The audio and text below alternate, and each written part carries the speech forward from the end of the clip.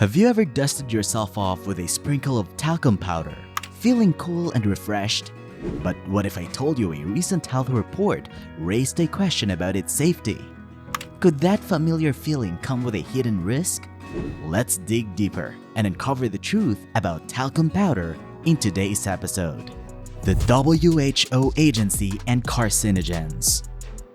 The International Agency for Research on Cancer, or IARC, is a global powerhouse when it comes to cancer research.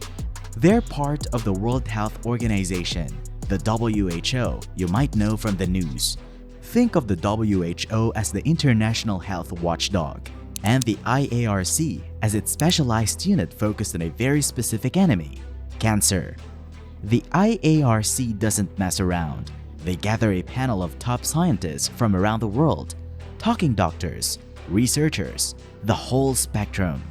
These experts spend days, sometimes weeks, meticulously reviewing every shred of evidence on a particular substance. They analyze studies, reports, anything that sheds light on its potential to cause cancer in humans.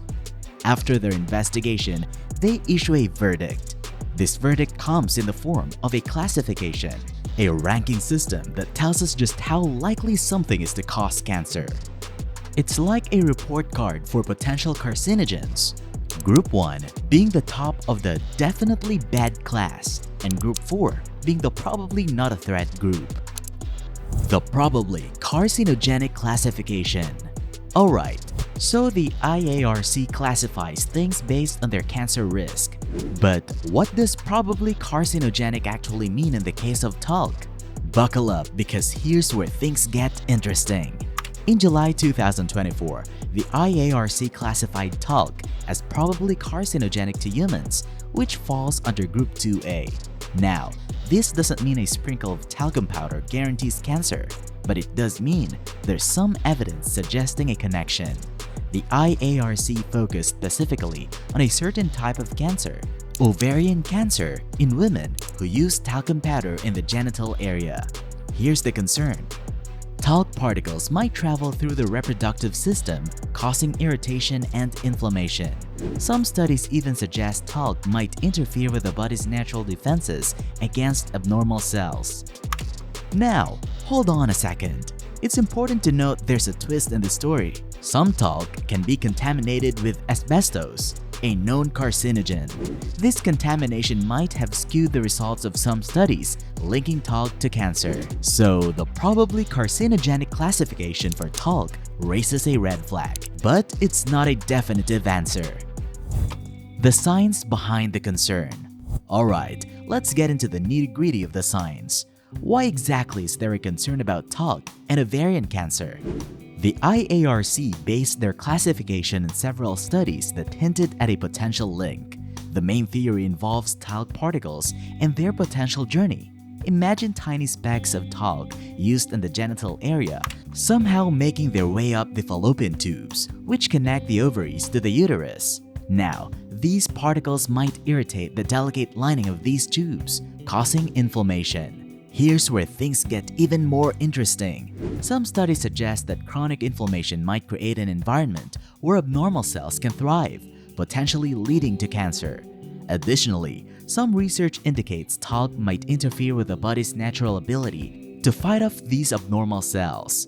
It's important to remember that these studies are not slam dunks.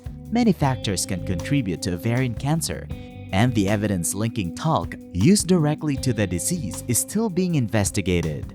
Furthermore, some studies suggesting a connection might have been influenced by talc contaminated with asbestos, a known carcinogen. So the science behind the concern for talc is intriguing, but it's not a clear-cut case. More research is needed to definitively understand if talc itself, or contaminants within it, are responsible for the observed increase in ovarian cancer rates. So, should you toss your talcum powder? Alright, with all this talk about talc and cancer risk, you might be wondering, what do I do with my talcum powder? Should I toss it out immediately? The decision to toss your talcum powder is ultimately a personal one. The IARC findings raise a red flag, particularly for women who use talc in the genital area. Here are a few options to consider. Explore alternatives. The good news is there are plenty of safe and effective alternatives to talcum powder. Cornstarch and baking soda are both natural options that offer similar drying and absorption properties. Talk to your doctor. If you're concerned about the potential risks of talc use, have an open conversation with your doctor. They can offer personalized advice based on your health history and specific needs. The key takeaway here is knowledge is power. By understanding the IARC classification and the science behind the concern, you can make informed choices about talc use. Remember, there's no need to panic, but it's always a good idea to be aware of the potential risks associated with any product you use. What's next for talc research? The IARC report on talc highlights the need for further exploration. More studies are crucial to definitively establish whether talc itself or contaminants within it are responsible for the observed increase in ovarian cancer rates. Researchers will likely focus on isolating the effects of pure talc and minimizing the influence of asbestos contamination. The IARC classification focused on genital use. Further research is needed to determine the safety of talc for other applications, such as baby powder.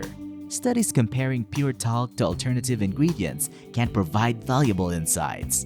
Longitudinal studies that track participants over extended periods can offer valuable data on the potential cumulative effects of talc use. This can help paint a clear picture of any potential health risks. The world of science is constantly evolving, and research on talc is no exception. We'll be keeping a close eye on future developments to see what new information emerges. In the meantime, you've been armed with valuable knowledge about talc and its potential risks. Remember, staying informed and making informed choices empower you to take charge of your health. Share your thoughts in the comments below, and if you like this video, click the next one shown on the screen. I'm sure you'll like it. Thanks for watching.